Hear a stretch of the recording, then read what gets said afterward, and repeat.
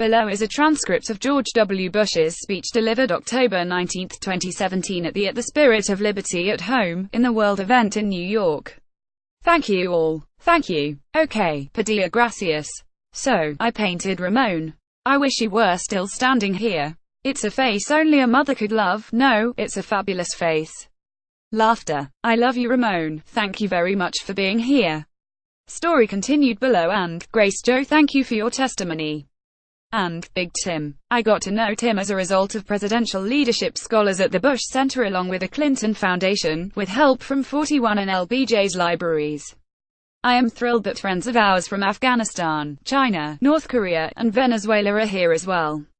These are people who have experienced the absence of freedom and they know what it's like and they know there is a better alternative to tyranny. Laura and I are thrilled that the Bush Center supporters are here. Bernie Tom Bernstein, I want to thank you and your committee.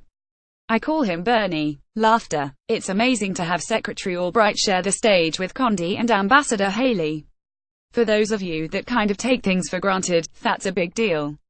Laughter and applause. Thank you. We are gathered in the cause of liberty. This is a unique moment. The great democracies face new and serious threats, yet seem to be losing confidence in their own calling and competence. Economic, political and national security challenges proliferate, and they are made worse by the tendency to turn inward. The health of the democratic spirit itself is at issue, and the renewal of that spirit is the urgent task at hand. Since World War II, America has encouraged and benefited from the global advance of free markets, from the strength of democratic alliances, and from the advance of free societies. At one level, this has been a raw calculation of interest. The 20th century featured some of the worst horrors of history because dictators committed them. Free nations are less likely to threaten and fight each other, and free trade helped make America into a global economic power. For more than 70 years, the presidents of both parties believed that American security and prosperity were directly tied to the success of freedom in the world. And they knew that the success depended, in large part, on U.S. leadership. This mission came naturally, because it expressed the DNA of American idealism. We know, deep down, that repression is not the wave of the future. We know that the desire for freedom is not confined to, or owned by, any culture. It is the inborn hope of our humanity.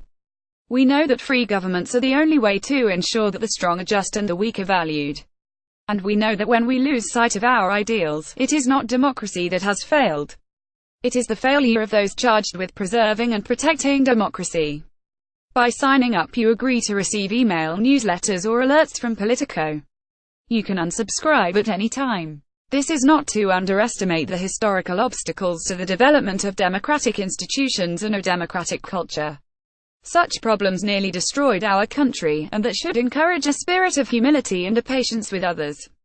Freedom is not merely a political menu option, or a foreign policy fad. It should be the defining commitment of our country, and the hope of the world. That appeal is proved not just by the content of people's hopes, but a noteworthy hypocrisy. No democracy pretends to be a tyranny. Most tyrannies pretend they are democracies. Democracy remains the definition of political legitimacy. That has not changed, and that will not change. Yet for years, challenges have been gathering to the principles we hold dear. And we must take them seriously. Some of these problems are external and obvious. Here in New York City, you know the threat of terrorism all too well. It is being fought even now on distant frontiers and in the hidden world of intelligence and surveillance. There is the frightening, evolving threat of nuclear proliferation and outlaw regimes. And there is an aggressive challenge by Russia and China to the norms and rules of the global order, proposed revisions that always seem to involve less respect for the rights of free nations and less freedom for the individual. These matters would be difficult under any circumstances. They are further complicated by a trend in Western countries away from global engagement and democratic confidence. Parts of Europe have developed an identity crisis. We have seen insolvency, economic stagnation, youth unemployment, anger about immigration, resurgent ethno-nationalism, and deep questions about the meaning and durability of the European Union. America is not immune from these trends. In recent decades, public confidence in our institutions has declined. Our governing class has often been paralyzed in the face of obvious and pressing needs. The American dream of upward mobility seems out of reach for some who feel left behind in a changing economy. Discontent deepened and sharpened partisan conflicts. Bigotry seems emboldened. Our politics seems more vulnerable to conspiracy theories and outright fabrication. There are some signs that the intensity of support for democracy itself has waned, especially among the young, who never experienced the galvanizing moral clarity of the Cold War, or never focused on the ruin of entire nations by socialist central planning. Some have called this democratic deconsolidation. Really, it seems to be a combination of weariness, frayed tempers, and forgetfulness. We have seen our discourse degraded by casual cruelty. At times, it can seem like the forces pulling us apart are stronger than the forces binding us together. Argument turns too easily into animosity. Disagreement escalates into dehumanization. Too often, we judge other groups by their worst examples while judging ourselves by our best intentions, forgetting the image of God we should see in each other. We've seen nationalism distorted into nativism, forgotten the dynamism that immigration has always brought to America. We see a fading confidence in the value of free markets and international trade, forgetting that conflict, instability, and poverty follow in the wake of protectionism.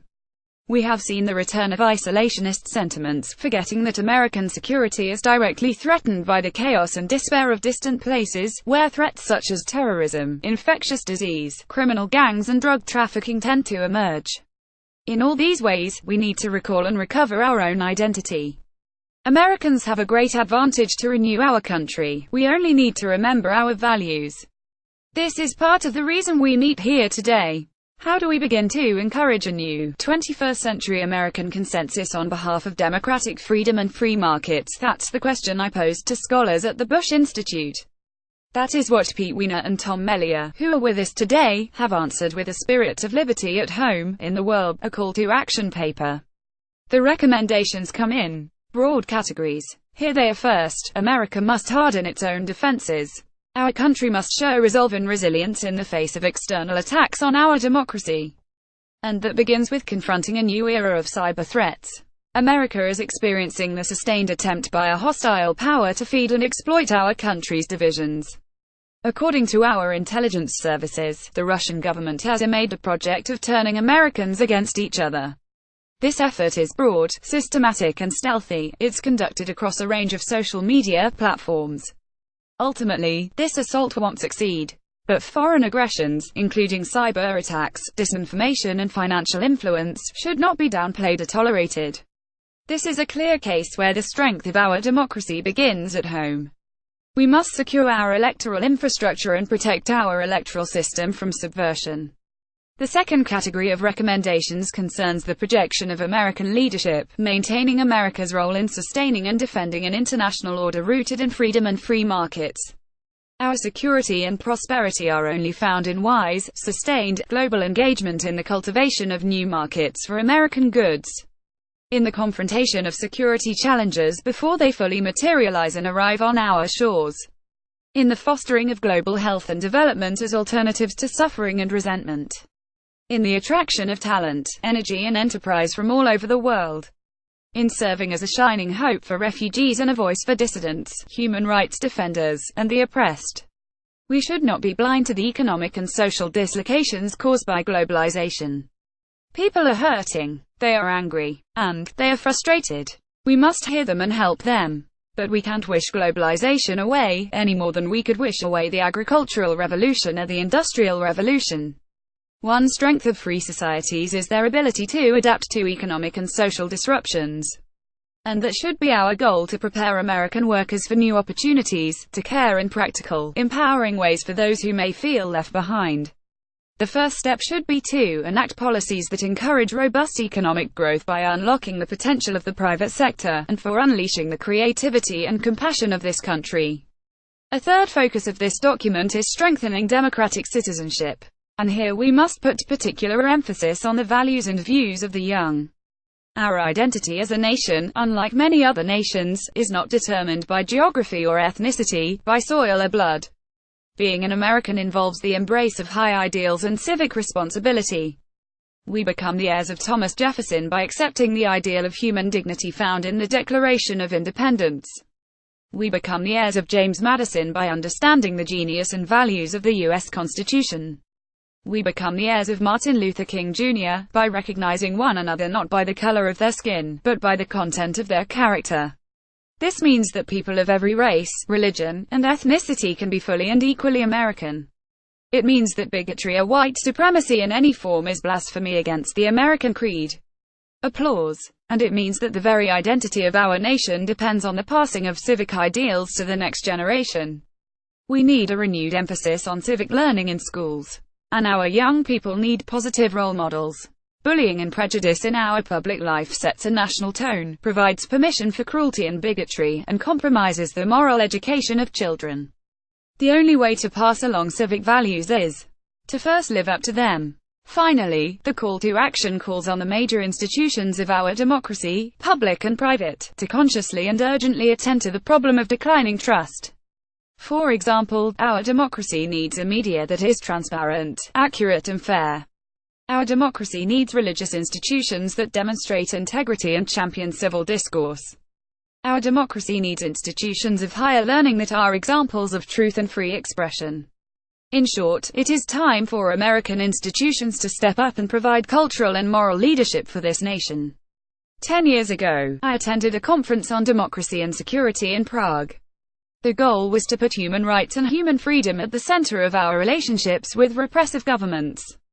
The Prague Charter, signed by champions of liberty Václav Havel, Martin Sharansky, José María Aznar, called for the isolation and ostracism of regimes that suppress peaceful opponents by threats of violence.